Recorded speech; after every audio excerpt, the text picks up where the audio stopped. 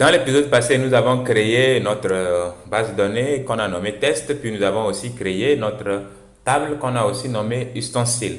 Donc, dans cet épisode, maintenant, on va apprendre à ajouter des données dans notre table comme on l'a fait justement avec notre tableau dans ce document Word. Alors, on y va. Très bien. Maintenant, regardez très bien. Pour commencer, rassurez-vous que vous êtes dans votre base de données, puis dans votre table ustensile. Pour cela, je recommence. Vous cliquez d'abord sur la base de données test, puis vous cliquez sur votre table ustensile, comme ceci. Là, je suis très bien sur ma table ustensile, comme c'est noté ici. Et maintenant, vous cliquez sur insérer. Voilà. Quand vous cliquez maintenant sur insérer, vous avez tous les champs correspondant à vos colonnes. Donc, j'ai ID, j'ai le nom, j'ai la quantité, le prix unitaire et puis commentaire. Donc, dans la partie ID, comme je l'avais dit, on avait coché le champ auto-increment, ce qui dit que nous ne sommes pas obligés de renseigner des valeurs pour ce champ-là. Notre SGBD, c'est-à-dire MySQL, va s'en occuper.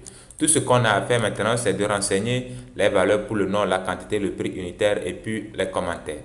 Donc, je reviens ici, je copie plat en or, et puis je reviens coller dans la partie champ, la partie nom plutôt, excusez-moi.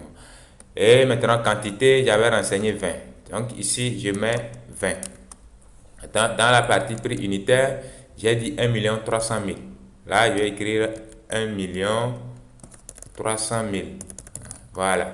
Et maintenant, dans la partie commentaire, je vais écrire acheter en Italie. Voilà. Et je reviens coller ça là-bas.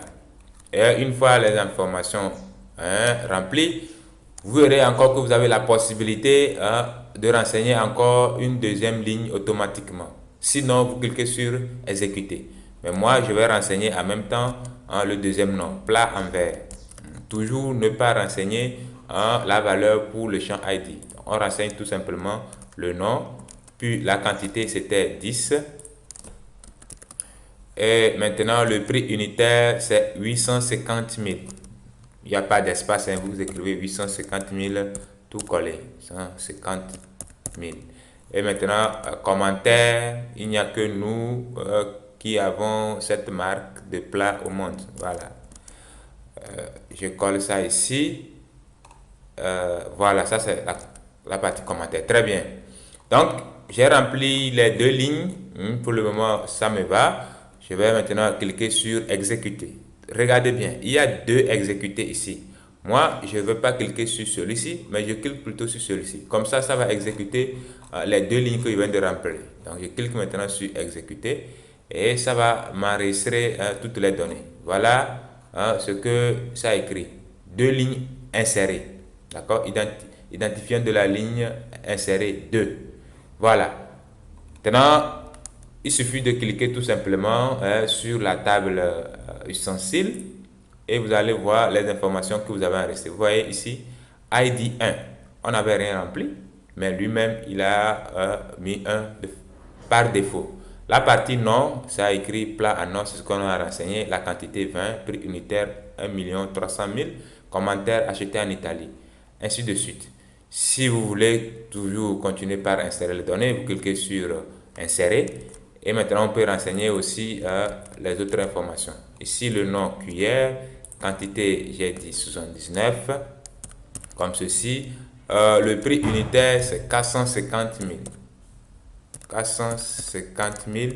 Et maintenant, la partie commentaire, maintenant, vous copiez tout simplement et puis vous collez. Sinon, vous pouvez enregistrer. Et là, comme je n'ai plus d'autres lignes, je ne vais pas renseigner la deuxième ligne. Là, je clique sur exécuter ici.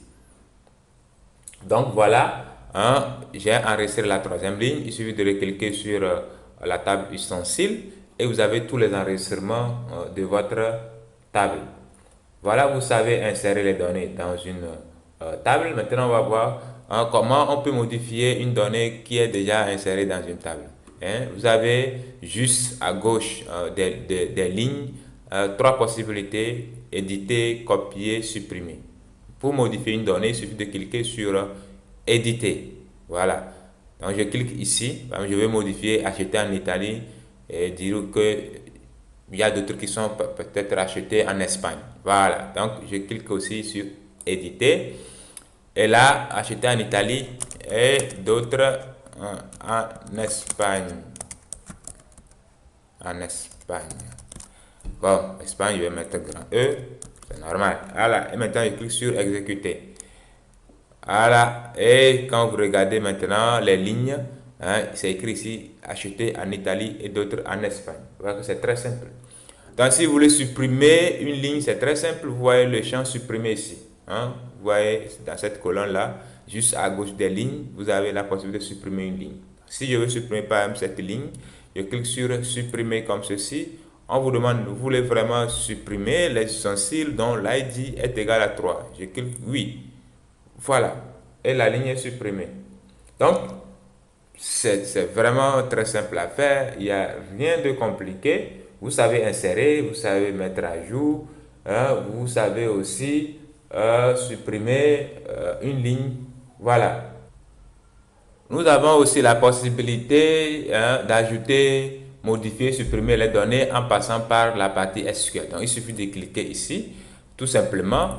Et vous voyez, déjà par défaut, nous avons une requête qui est écrite là-bas, select étoile from ustensile where 1. On n'a pas besoin de where 1 là, normalement par défaut. Donc, si je veux lister tout ce qui est ustensile dans ma table ustensile, je clique, je tape simplement select étoile from ustensile. Et maintenant, je vais cliquer sur exécuter.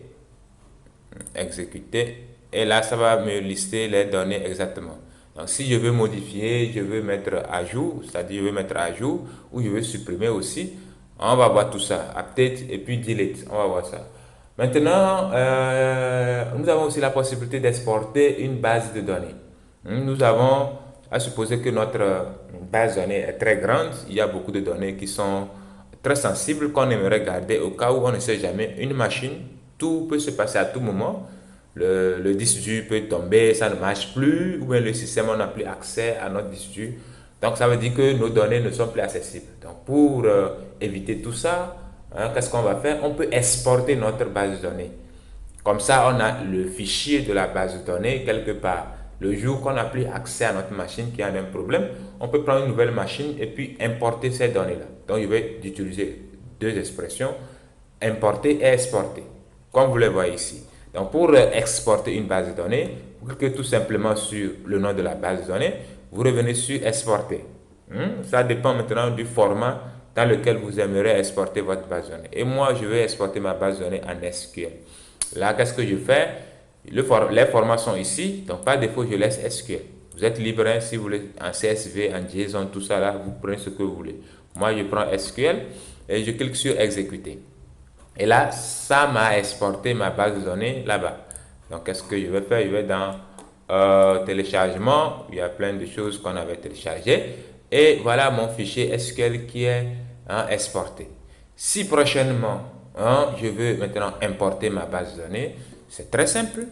C'est très simple. D'abord, vous créez la base de données. On a déjà une base de données, mais ce que je vais faire, je vais créer une base de données que je vais appeler test2 par exemple. Je clique sur créer. Là, je clique sur la base de données pour me rassurer que je suis effectivement à l'intérieur de ma base de données test2 plutôt. Maintenant, je vais importer la base de données que je viens d'exporter. Voilà, donc je clique sur importer. Là, j'ai la possibilité ici d'aller sélectionner le fichier que je veux importer. Je clique sur choisir un fichier. Là, je me rends maintenant dans le dossier de téléchargement et puis je trouve là-bas test.sql et je clique sur ouvrir. Et maintenant, je clique sur exécuter. On attend et voilà, la base de données est importée et toutes les données qui étaient dans la table test, dans la base de données test, se retrouvent exactement dans la base de données test que je viens de créer. Donc, vous avez la table ustensile. Quand vous cliquez sur la table ustensile, vous avez exactement les mêmes données. Donc voilà, vous comprenez maintenant à quoi servent les bases de données, comment créer une base de données, comment ajouter une table, comment ajouter les données dans la table, comment modifier les données, comment les supprimer en utilisant PHP MyAdmin et l'interface de ce dernier-là. Donc, dans les prochains épisodes maintenant, on va apprendre à commencer par communiquer avec MySQL, mais pas directement dans le PHP, mais admin, mais en utilisant le PHP.